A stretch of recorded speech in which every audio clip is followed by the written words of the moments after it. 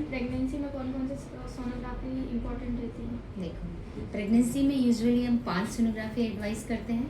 5 में से पहली सोनोग्राफी जो है यूजुअली 6 to 7 वीक के बीच करते हैं। उस सोनोग्राफी करने का पर्पज़ ये है, हम देखना चाहते हैं कि 1 नंबर प्रेगनेंसी यूट्रस में ही है, 2 नंबर बच्चे में धड़कन आ गई है, 3 नंबर हम ये कंफर्म करना चाहते हैं कि जो आपने पीरियड की तारीख बताई है, जिस हिसाब से कंसेप्शन है उस हिसाब के बराबर है कि नहीं है प्रेगनेंसी।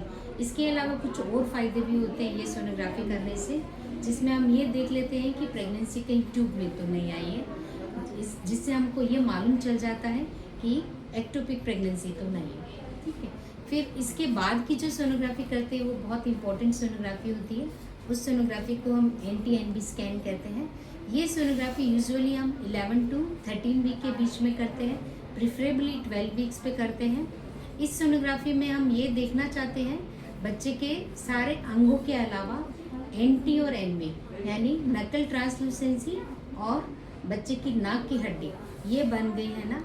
ये सोनोग्राफी में बाकी और भी चीज़ें देखते हैं, जैसे बच्चे का स्पाइन है, बच्चे का ब्रेन का स्ट्रक्चर है, बच्चे का हेड है, दोनों लिम्स है, ये सारी चीज़ें बन गई है ना। बच्चे के हार्ट के अंदर 4 चेम्बर आ गए हैं ना। और इस सोनोग्राफी के साथ हम एक जांच और बहुत इम्पोर्टेंट होती है वो करते हैं, उसको हम कहते हैं डबल मार्कर टेस्ट। जो डबल मार्कर टेस्ट होता है ये प्रेगनेंसी के सिर्फ इसी समय में कराया जाता है।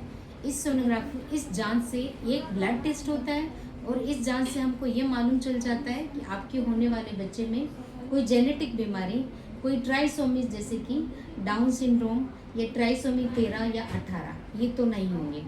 डाउन सिंड्रोम के लिए स्पेसिफिक टेस्ट है जिसके अंदर ये NT-NB स्कैन प्लस ये डबल मार्कर टेस्ट, जिसके अंदर 2 हार्मोन करते हैं, पेपे और बीटा HCG, ये दोनों मिला के जो कंबाइंड रिस्क निकालते हैं उससे 93% हमको ये मालूम चल जाता है कि होने वाले बच्चे में डाउन सिंड्रोम तो नहीं होगा।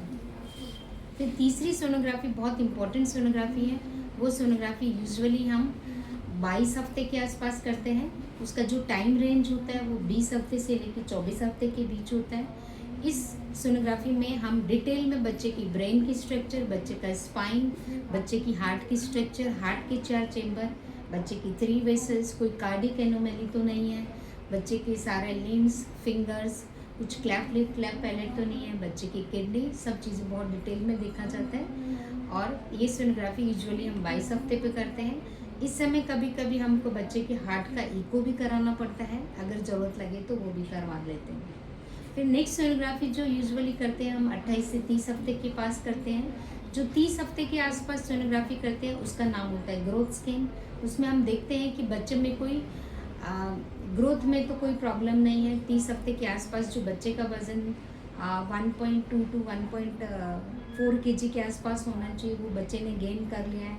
बच्चे के चारों तरफ एमनियोटिक फ्लूइड तो बराबर है। कुछ कभी डेवलपमेंटल डिले, कुछ डिफेक्ट जो हमको टारगेट स्कैन में नहीं दिखते हैं वो इस समय दिख जाते हैं, जिनका जो अबनॉर्मलिटी बाद में डेवलप होती है उनका मालूम चल जाता है। और सबसे लास्ट सोनोग्राफी जो है यूजुअली हम 36 वीक पर करते हैं।